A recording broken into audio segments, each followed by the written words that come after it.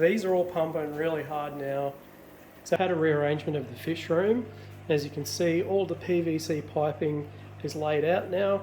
We're almost ready to drill some holes, but before I do, Blake, who gave me the idea to even buy this pump, jumped in and showed me how he does these. Thank you very much, Blake. I appreciate that. Time for another trip down to Bunnings.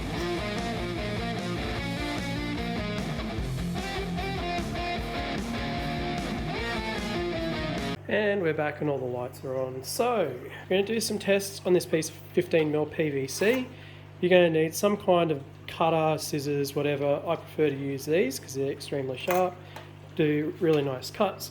We've got all of these T's with the adjustable flow rate in there. Blake told me that he uses these barbed fittings. They have a thread. Oh, there we go, it's focusing now. So there's a thread that goes in there. Blake says he doesn't even PVC glue them in, he just literally winds these in and that's enough. So that'll go to a piece of pipe. From that there to this, so we can adjust them, and then down to the pipes and the inlets for all the different air needs that we have in the fish room. So I'm going to get on it, we're going to drill a test and see how we go. So we know we're wanting about a 4.5mm hole, maybe a little bit undersized from that. See what drills I've got and we can go from there. We'll also try with a 4 if this doesn't fit well. That should be enough clearance to fit that really nicely. So being able to do it this way means he doesn't have to turn off his air pump, and look at that, absolutely mint. Now we just got to cut a piece of hose from that to that. I think it's almost time to start working on this.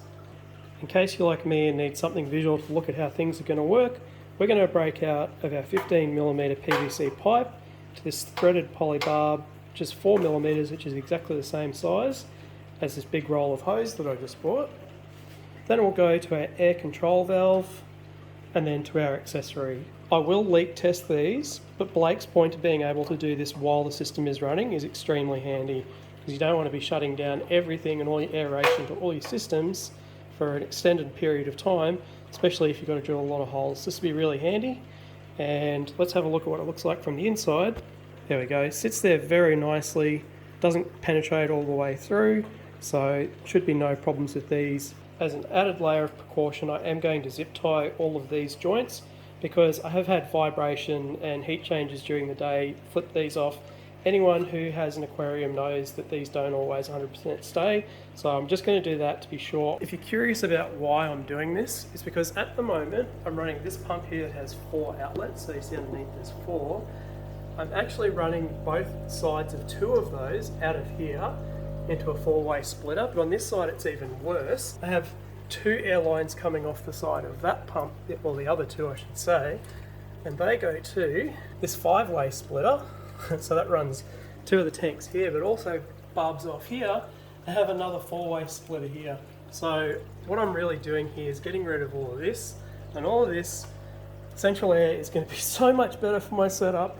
This is the dodgy stuff you don't see behind the scenes, but I'm going to have to lay it bare for you guys, and it's here for you all to see now. So we'll do this wall first, starting with these 4 tanks that are split into 8, because you can see there's an air stone or sponge in each. And we'll go from there, but starting with that we'll need to make some kind of a bracket up here to prevent this from falling down further. Alright, this thing's temporary but might end up semi-permanent, and there it is. I will leave these pumps in place just for now, because if anything goes wrong we can always roll back to what we had without disturbing anything, but if it's going well we'll just keep plugging and we'll see how we go from there.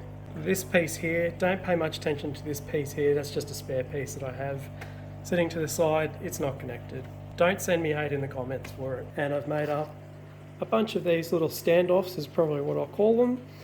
I've already put 2 in, and we'll have 4 up there. It's taken probably 5 minutes. It's such an efficient way of doing things. It's awesome because stuff like these brine shrimp incubators, I want to put another 2 or 3 in the fish room, so I'm starting to get a few more fry going, and stuff like that means that having the ability to do this really quickly, I can just put that in, plumb it in, and not have to worry about more of these pumps, more power drain, more noise. The room's definitely at the size where it's needed. Let's keep going. The pump is on, and now we've got air coming out of these.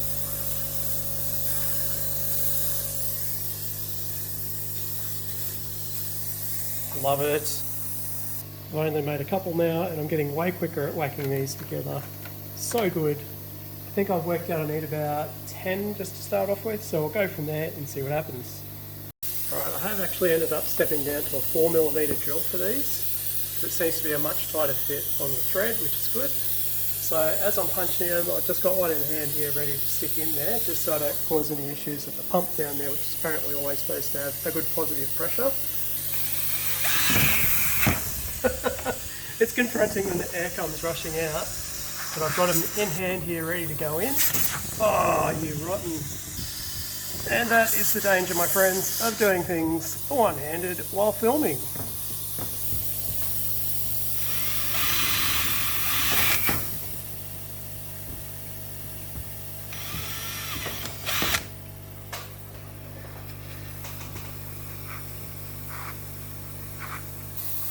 "10 minutes so far and we've made up 8 of these airlines and they're ready to be plumbed up."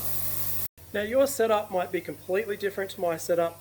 You may not need this, you might want to run all of yours flat out all the time. For me, I've got some accessories that I want to step the air down a little bit and not blow the heck out of it. So this is what I'm going to do.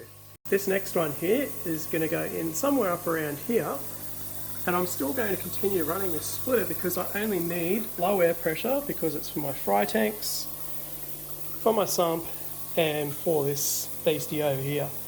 I'm going to continue running this. It's got a cap on one end, so I only need one outlet. So that means I should be over to completely using that air on this system through that instead of that one in about 5 minutes. The other advantage that I'm finding to doing it this way is that it's blowing the swarf out of the hole rather than possibly blocking up these taps later on. So when you drill a hole, the swarf is ejecting because of the positive air pressure. So that's another positive, no pun intended, for doing it this way. Won't be long and I'll have all of these teed up.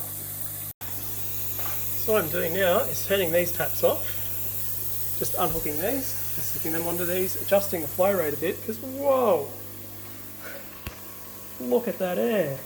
Immediately I've got these turned down and they are pumping so much harder than they ever were. Cycling this water in these tanks around. I'm still going to have to turn them down further, but those 4 are on.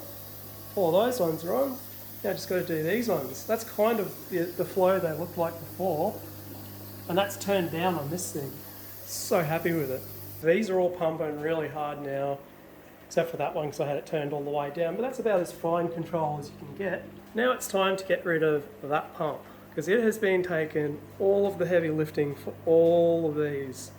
That took a little bit of doing because I had stuff cable tied through that lot there. Those are the LED transformers for the lights here. So I had to unpick that, but it looks so much better and it's already, I reckon, about 50% quieter in the fish room with this out of the way because I had to run this so hard to run 9 outlets. That's what it was running. So these are really good pumps, so I definitely recommend these for a smaller fish room. But they are quite loud and 15 watts each. As you can see, I was heading to probably needing 4 in the fish room here anytime soon. This will overall drop my electricity bill down, and eventually what I'm hoping to do is run Matten filters on these tanks all through here, which will mean I'll be able to cut out some more power because I'll be getting rid of a sump. But that's a story for another day. From here, there's a little bit of fine tuning because I'm not going to run these as hard as they're running right now. I'm going to dial those back. That'll be the next thing I do. There will be a really short part 3 to this video because I'm not done yet. We've got some other modifications to make in the fish room here. Plus, I haven't set this up yet. So I've got a bit more to go. We'll be back in another video soon, I reckon. Part 3 coming soon. But I just wanted to say thank you to all the new subscribers that have found the channel. Everyone who's liking and commenting, thank you so much. I really appreciate it. We're going to keep growing this channel. We're going to keep growing this fish room. The next project starts really soon with this fish rack here. Cannot wait. More space, more fish. I'm going to be doing these videos every week now, so every Wednesday they'll come out. I really appreciate it, guys. I'll see you next Wednesday. I may do some smaller videos in between and some shorts. Catch you next time.